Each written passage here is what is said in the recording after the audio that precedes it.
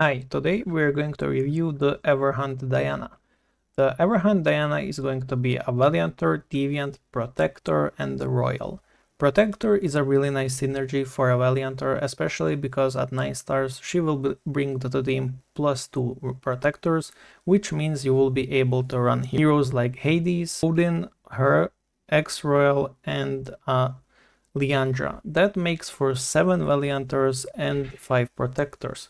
This team could really be strong in theory, it could rely on a lot of repost attacks and could rely on a lot of scaling from the 7 Valiantor synergy, which is whenever ally takes an action, they gain additional 50% HP and defense. I think at least it's somewhere in that extent, similar to how the Odin Oath Force works, so it could create a really tanky team, really sustainable team that refuses to die but hits you real hard and real fast. Getting Protector is a really nice bonus for her, and I'm really happy because it makes her playable in PvP far more than if she was any other synergy, apart from perhaps Monarch. So her ultimate and skills are both backline, which is not ideal, but at least it's not a single target, so at least she will hit 3 heroes instead of 1 or 5. Let's go over the passives, which is the only important thing pretty much.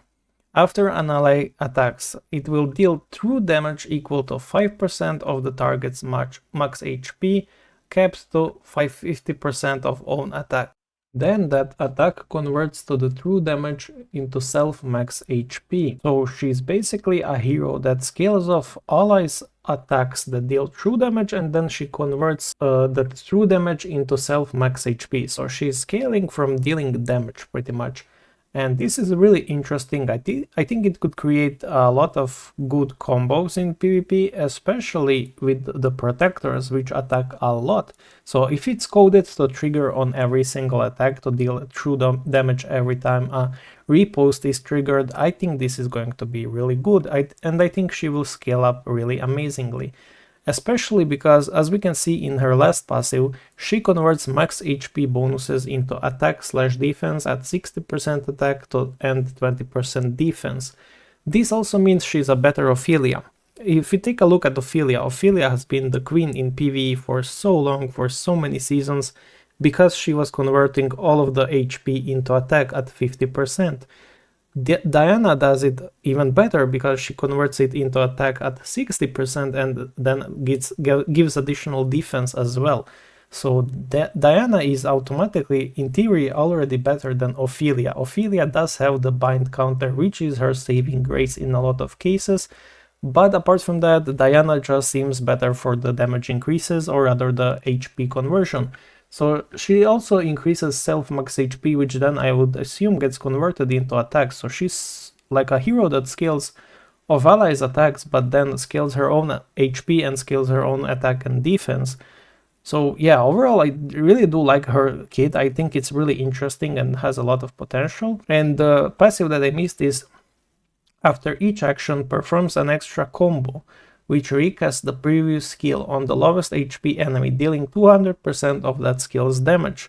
I think this is really nice. I don't think this is a bad thing, I don't think this is an amazing thing, but I think it's a really good thing to target the lowest HP enemy, especially if you pair her with Odin and this kills the enemy. That means this skill will just keep repeating, given that Odin allows you to recast the skills upon enemy is killed.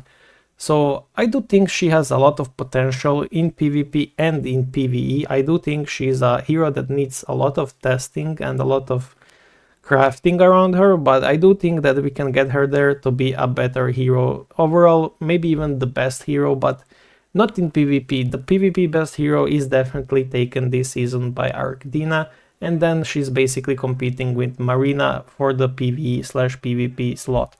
So her passive in PvP/GVG modes is allies damage is increased based on the target's lost HP at 3% conversion rate. I think this is going to be great, but if you take a look at seasonal content, there's not a lot of needed damage increases because the damage is already huge in the seasonal content. Most of the times any hero can kill other hero if the Earthshaking Ape doesn't block the ability. So I'm not sure if the scaling is that needed. Overall, most tanks in this game are Odin and Isis really.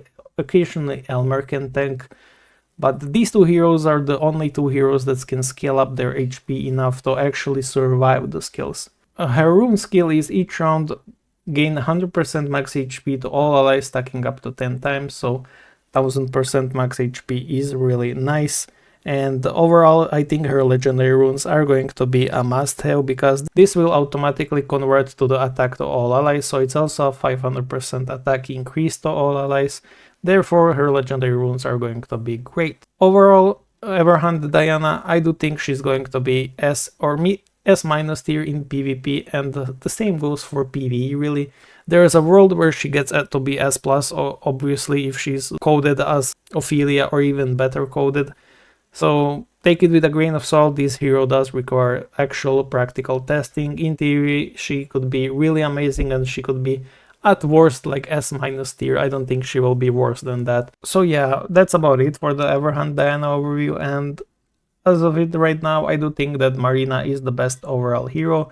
I do think that Arcdina is the best PvP hero, and I do think that Diana can rival Marina for the PvE title slash PvP title, because Marina is really good in both, and I do think Diana is going to be really good in both as well. But Arcdina, as I said, is purely PvP and doesn't really give any value in PvE.